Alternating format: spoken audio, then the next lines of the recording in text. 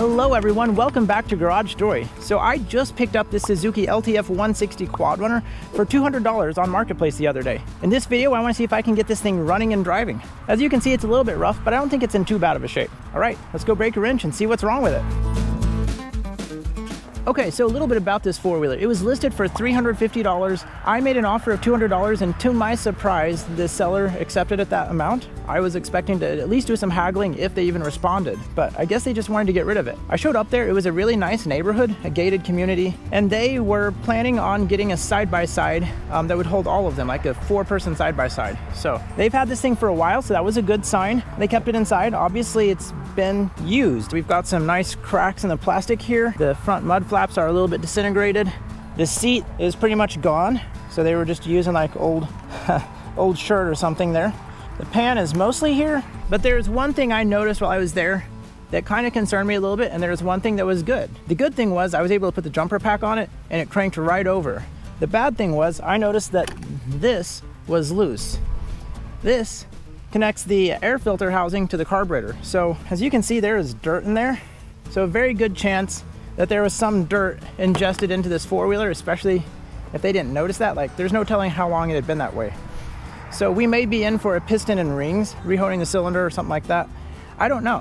One more thing that was a good reason to buy it, the tires were fairly new. But the more I look at this thing, the more I like it. There's just a lot of good things about this four-wheeler, and it's super simple, so I think it's gonna make it a lot easier to keep it running. It's two-wheel drive, it's 160 cc's, 4-stroke, air-cooled. It's got a semi-automatic clutch, so all you have to do is push, actually it's neutral down and then 5 gears going up.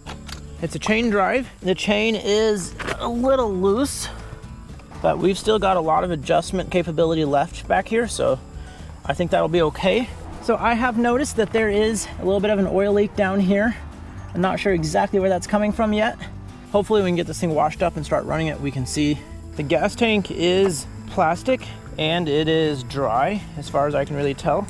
So there's actually a chance that we may be able to put gasoline in this thing and it'll fire right up. This may be a really easy project to get going. First thing we're gonna do is get this thing washed up.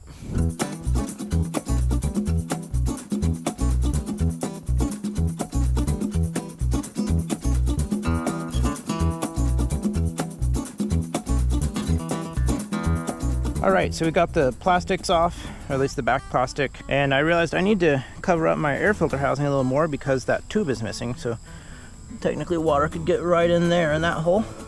So I popped the top off. And what do you think? Do you think the air filter looks good or bad? Well, neither, because there is no air filter. That's a great sign. I'd say there's a good chance that this top end is a little worn if they were running it without an air filter. We may have a smoky one on our hands here. I guess I don't need to worry too much about getting water in there. So I need an air filter, but there's no air filter to worry about getting wet.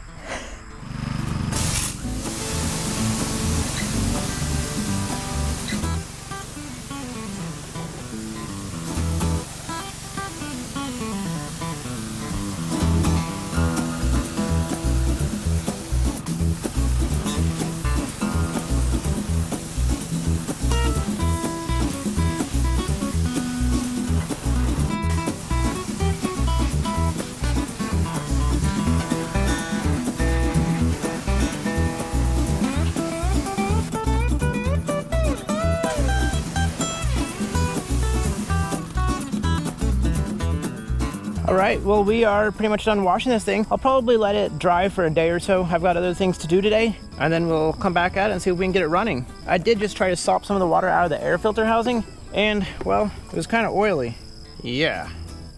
Where's that oil coming from?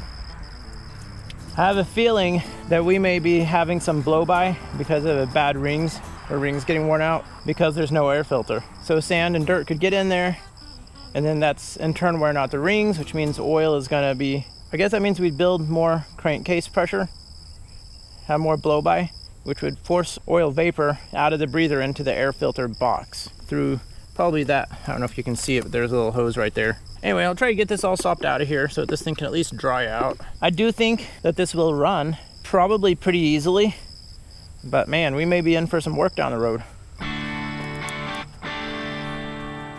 All right, so things have dried up over the weekend, except for now it's Monday morning and there's a heavy dew on everything. So there's still a little oil residue down there in the bottom of the air filter box. But I also noticed my oil fill plug here is full entirely as far as I can tell there.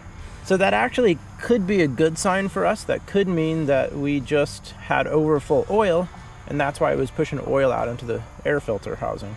If that's the case, if we just let some oil out, it might be just fine.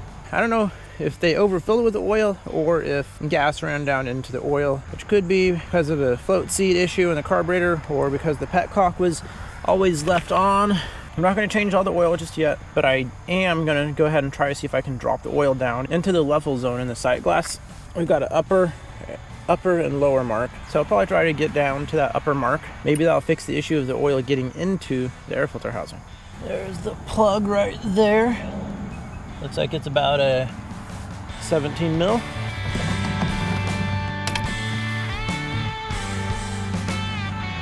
Mess and 1, 2, 3, mess.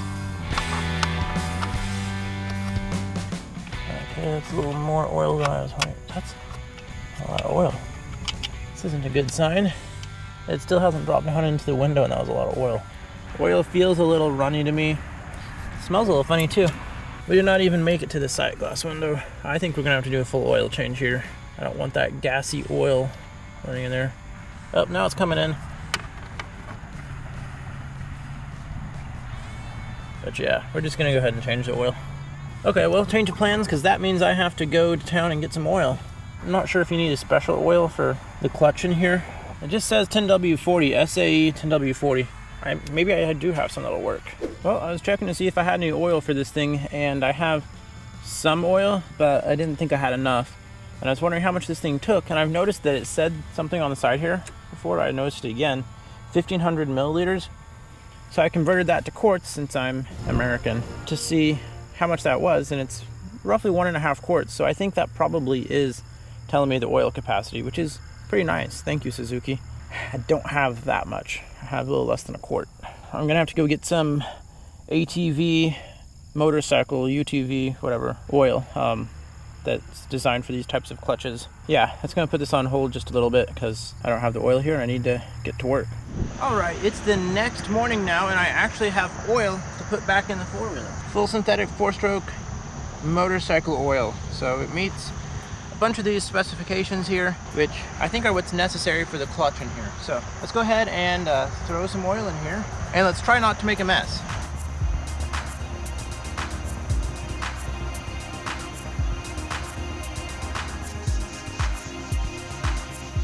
All right, we are filled right back to the high mark on there, which should be perfect since we're on site. So there is a little more oil in the bottom of the air filter housing here.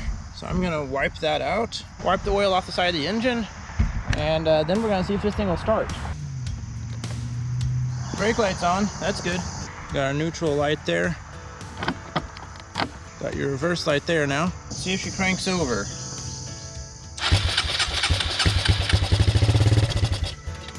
Wow. So I used a little carb cleaner to try to clean a little dirt out of the carburetor just a second ago, and it fired up off that. That's a great sign. All right, let's give it another whiff.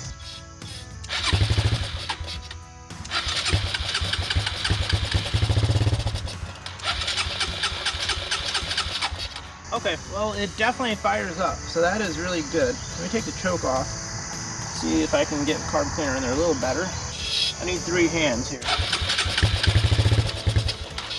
Well, it's running, and I'm not really seeing any smoke. All right, no smoke there. Okay, that's good. Let's throw some gas in the gas tank and see what's going on here, see if that'll help. I should be excited. I am excited, but I just want it to stay running. Because I didn't know if this thing would have bad rings or what.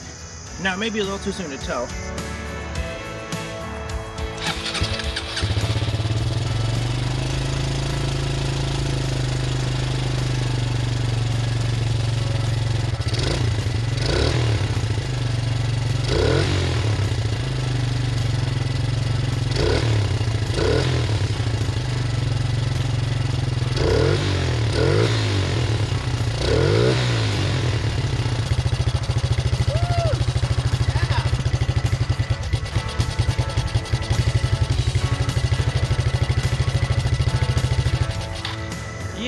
it runs. Actually runs pretty good. When I first got it, I thought it might run pretty good like that, and then I started doubting it. But yeah, that seems to be pretty good.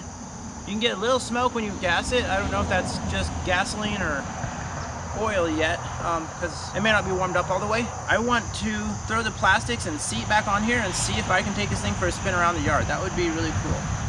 So I'm going to clean out the inside of this boot and try to throw this on here just to make sure it's only sucking air from the air filter housing, which should be healthier. So I'll try to wipe this down and spray it out with some carb cleaner.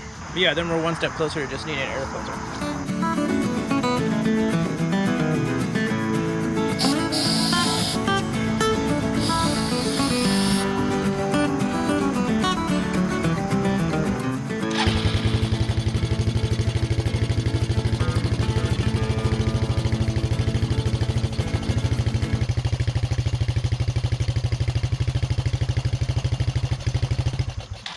The air filter connection to the carburetor still leaves something to be desired. That's kind of a pain. It's a little tight to work on in there. But we don't have an air filter anyway, so I'm just gonna run it without for right now. Let's go ahead and throw the rear plastics on. We won't bolt them down, we'll just throw them on and throw the seat on. And let's see if we can take this thing for a spin. It's like a rag and a seat all in one.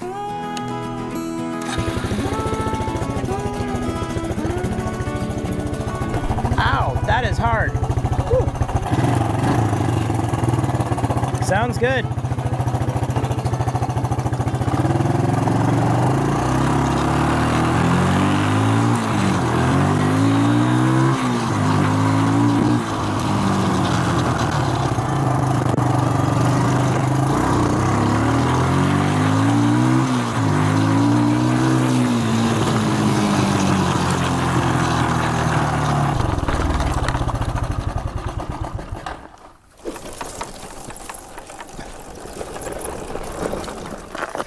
I forgot something kind of important. I forgot to turn my fuel back on. Unfortunately, my battery's dead, so I can't restart it.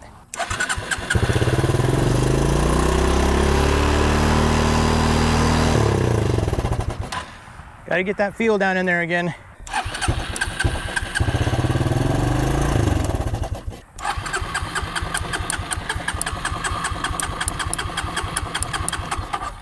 Oh, come on. I thought we had this thing running. No! Oh goodness. Starter's getting hot. We will let it sit for a little bit and hopefully it'll start up again next time. For some reason, we're not getting fuel now when we were before. So basically, I ran it around and I had this, yeah, it's leaking by the way, but I had this off and so it ran around until the fuel was out of the fuel line. And I turned it back on and I could not get it to stay running. So something messed up a little bit in the carburetor fuel system. So I may need to pull the carburetor out. First thing I'm probably gonna do is try to get the fuel line off and verify that fuel is flowing. And then once I've verified that, then I'll go ahead and try to see if I can get the carburetor out. All right, so that's what I'll be doing here.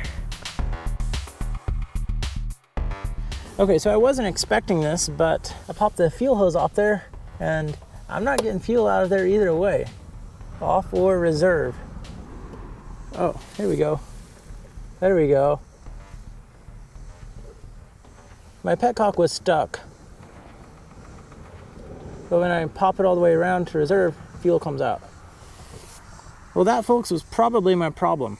Sweet. All right, let's see if we can get this thing back together and just run it on reserve, I guess. Maybe put a little more gas in there. So there's just a little bit of a click in the off spot. I didn't realize.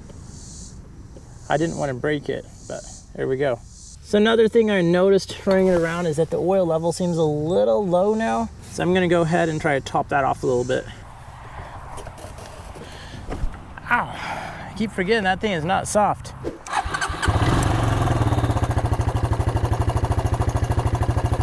Much better.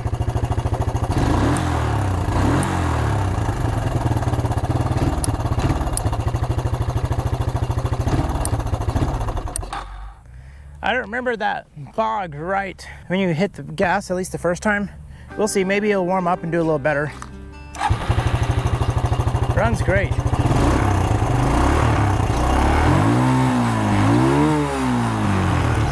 All right, I want to take this thing for a ride now. Let's go.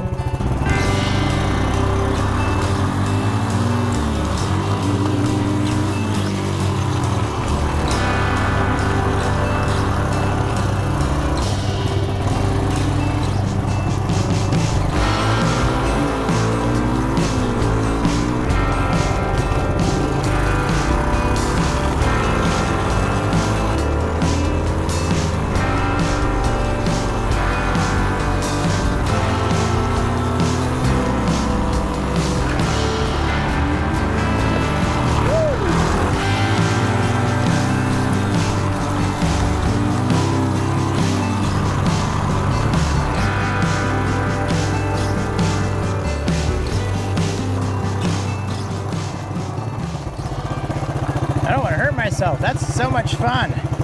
It'd be more fun if the seat didn't wander around on me and snag my pants.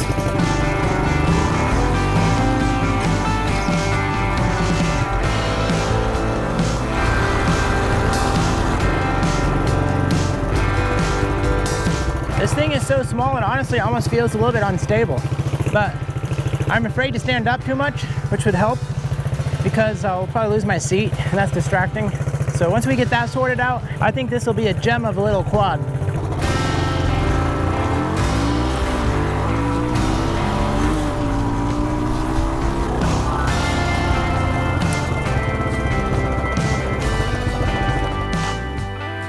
This four-wheeler definitely runs pretty well, just a little bit smoky. I think it may actually be fuel related, not oil related, so that's a good sign. I spent $200 on it, about $15 on oil, that's all I've done so far, and it's running and driving really good. I think it was a super good deal. We're gonna be putting some more money into it, don't worry. I've already ordered several parts for it, mostly related to the air filter since that's missing. But as always, stay safe, keep making stories, and let's go break a wrench. We'll catch you all in the next one. And maybe you'd like to check out these other videos.